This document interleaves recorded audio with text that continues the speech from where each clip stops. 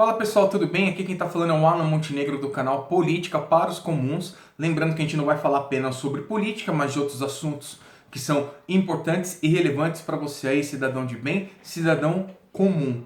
Nós estamos também no meio de uma pandemia mundial terrível. O Brasil caminha em passos largos para ocupar a segunda posição.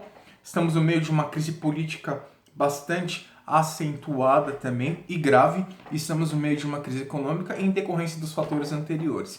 Então não falta pauta, não falta assunto para a gente tratar aqui.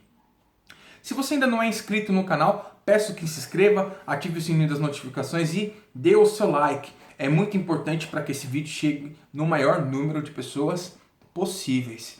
Bom, gente, a gente vive um momento mundial histórico e um momento nacional histórico também, no qual questões como racismo, direita, esquerda, democratas, republicanos, progressistas, liberais, tudo está vindo muito à tona agora e são temas sensíveis, são temas que dividem a opinião das pessoas e até então eu acho que tudo isso aí é válido e está dentro do campo democrático. Como eu tenho falado ao longo dos vídeos, eu não tenho por objetivo nesse canal convencer as pessoas de absolutamente nada. Eu procuro, nas minhas fontes de informação, eu sou um cara pluralista. Eu sou um cara que gosto de ouvir a opinião de alguém que pensa diferente de mim, gosto de ouvir opiniões de correntes de pensamento semelhantes à minha, porque olhando, tendo um panorama mais amplo, eu com certeza vou chegar a conclusões e constatações mais coerentes e sensatas. E me dou o benefício da dúvida, porque a certeza é um problema. E é sobre isso que a gente vai tratar um pouco aqui. O caso George Floyd, nos Estados Unidos. Um assassinato por racismo indiscutível, bárbaro. A gente já tocou aqui no ponto de que era de se esperar uma justiça mais eficaz, no sentido de todos os envolvidos ali naquela situação serem punidos. Houve o assassinato brutal e lamentável de um outro preto no meio desse protesto, que foi assassinado sumariamente por tentar evitar uma depredação, um saqueamento de uma loja, que é tão terrível quanto o crime que antecedeu. Então a gente percebe que a sociedade ela está perdida, mais perdida que cega em tiroteio.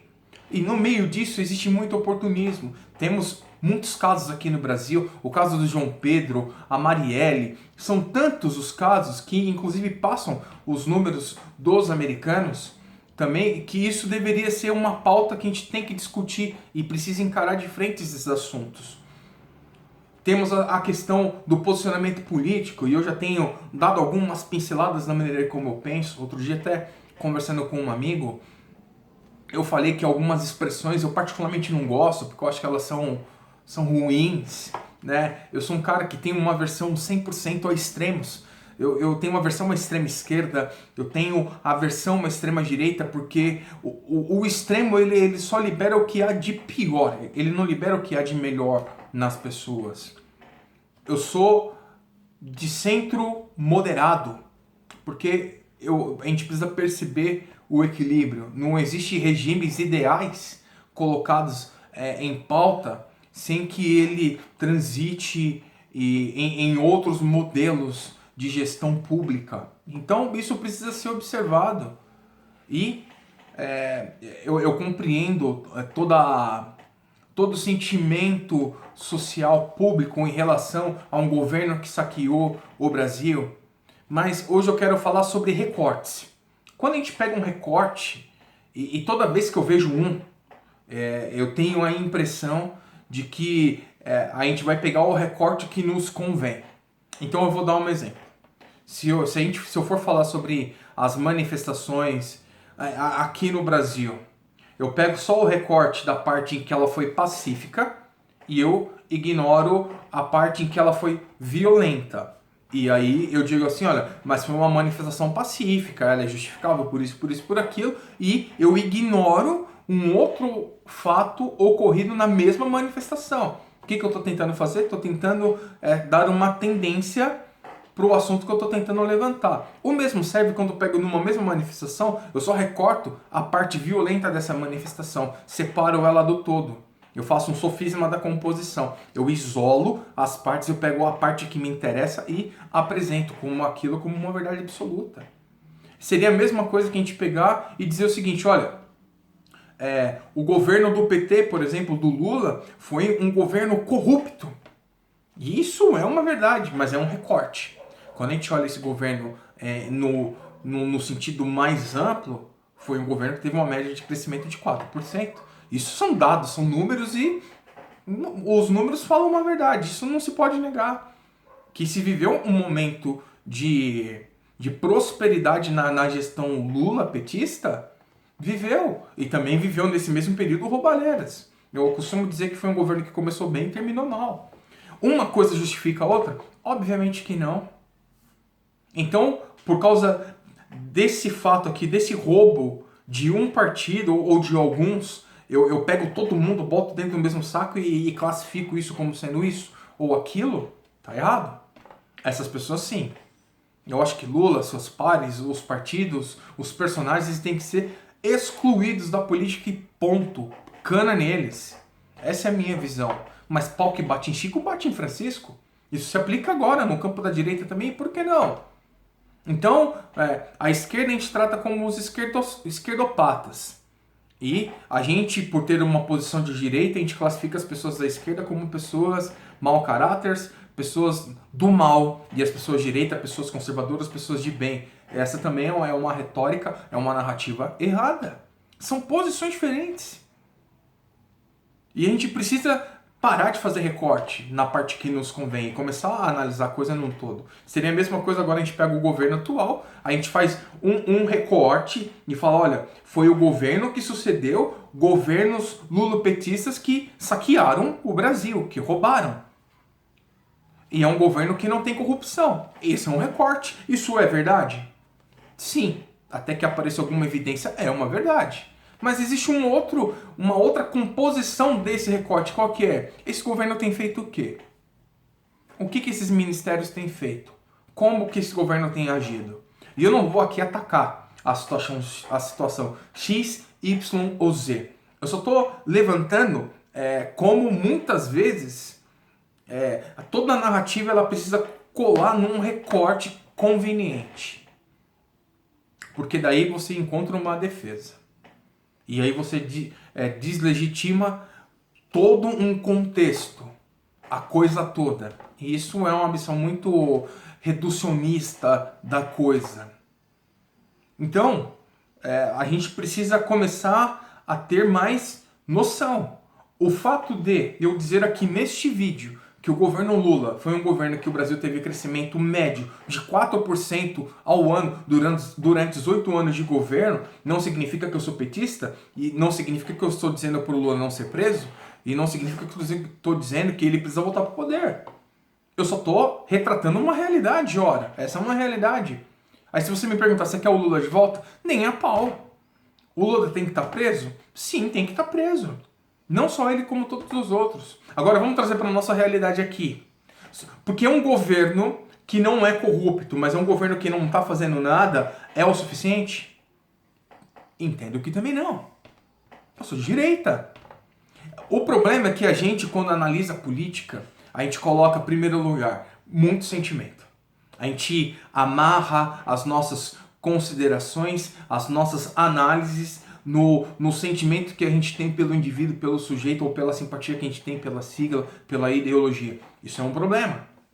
Então, porque o presidente Jair Bolsonaro, ele foi o governo que sucedeu um governo corrupto. Ele não é um governo corrupto até então. E aí, a partir de agora, eu amarro a minha análise na figura dele, e da qual eu não posso discordar em momento algum, porque senão eu vou estar do outro lado, do qual eu questionei antes de colocá-lo no lugar.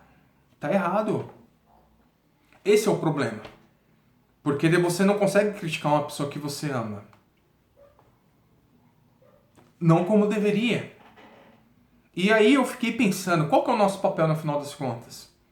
A gente tá aí só para criticar? A gente tá aí só para passar pano? Qual que é o nosso papel como cidadão, como pessoas sujeitas a esses governos que são escolhidos por nós no voto direto, indireto, enfim, nas eleições. Eu acredito que o nosso papel, em primeiro lugar, é separar sentimentos de política. Essas duas coisas não andam bem. Porque daí você começa a criar personagens que nos custam muito caro historicamente falando. Não é bom. Esse é o primeiro ponto. Segundo ponto, o fato de a gente ter uma ideologia, ser mais simpatizante com uma corrente de pensamento, o que é normal. Alguns simpatizam mais com a esquerda, outros mais com a direita. Há quem fosse de direita foi para a esquerda, há quem fosse de esquerda foi para a direita, e a sociedade é livre, inclusive para fazer esse movimento. Eu fiz. Eu era de esquerda, agora eu sou de direita, sou conservador, sou moderado, não sou extremo. Então eu tenho uma identidade com uma bandeira. Nem sempre foi assim, nem sempre foi assim. E olha, eu tô para dizer que eu tô tendo aqui uma honestidade intelectual. Eu tô sendo honesto. Agora, muita gente que já foi, hoje nega e tentam encontrar argumentos que justificassem uma outra posição num outro momento. Meu amigo, você foi, não é mais e acabou. Vida que segue. Segue o jogo. Você não precisa explicar isso para ninguém. Agora, os governos, no Brasil especificamente, eles tendem a esticar a corda normalmente e quase sempre contra o povo, porque o povo não o critica. E parece que quando a gente fala o povo, existem os políticos, na cabeça de alguns, tá? Não é a minha visão. Existem os políticos, existe a classe média alta e existe o povo. Tá errado. Isso é uma narrativa. Na verdade, existem a classe política, existem as classes sociais, né? Classe A, B e C, e todos, tanto a classe política quanto as classes sociais, são o povo. Então, quando a gente diz o povo, a gente está englobando a todos os cidadãos pretos, brancos, ricos, pobres, brasileiros. Ponto. Parece que a noção de patriotismo que nós temos é passar pano para governo, é concordar com pautas absurdas, é concordar com uma inércia absurda. É mais ou menos assim. O Lula, aí você pode estar se questionando agora. Ah, mas o governo do Lula cresceu 4%, mas foi um governo que roubou. Ok? As duas coisas são verdadeiras. Cresceu e roubou. Mas não serve. E acho que não serve. De que adianta você ter um político que rouba, mas faz? E aí essa é inclusive uma frase muito clássica, né? Muito enraizada na nossa cultura nacional. Isolando um pouco a esquerda, aí a gente pega um governo de direita. De direita não, pega o governo bolsonarista, porque de direita tem muito pouco. Aí você pega um governo bolsonarista. Ah, eles não roubam, mas também não fazem. A minha pergunta é, serve para você? Isso tá bom? É o suficiente? Na minha opinião, não serve. Eu não quero um ladrão que faz, eu também não quero um honesto que não faz. Eu quero alguém que consiga unir as competências. Eu quero alguém, um governo que não seja corrupto, mas seja um governo que também entregue resultados. Ponto. As duas coisas podem andar juntas. Inclusive, existe um debate aí no campo de direita, assim, se você critica o governo, você é de esquerda. Eu vou quebrar essa narrativa agora. Você pode ser de direita e criticar o governo, e deve fazer isso se necessário. Eu peço que você assista novamente o vídeo da reunião ministerial e tire uma conclusão analítica do plano de governo, se você viu alguma coisa extraordinária que foi dita por algum ministro ou pelo próprio presidente da República, que não tenha usado aquilo ali apenas para uma afirmação narrativa do que nada, muito no campo das ideias e muito, muito pouco no campo de entrega. Também não serve. Essa é a minha análise. Para deixar muito claro, cristão, conservador, liberal, democrata e de direita. Mas, para mim, quem é de esquerda não é esquerdopata. Para mim, tem gente de bem do lado de lá, como tem gente de bem do lado de cá. Tem gente ruim do lado de lá, tem gente ruim do lado de cá. E assim é a sociedade. Então, o vídeo de hoje, ele quer fazer você analisar e pensar um pouco mais a respeito dos assuntos políticos.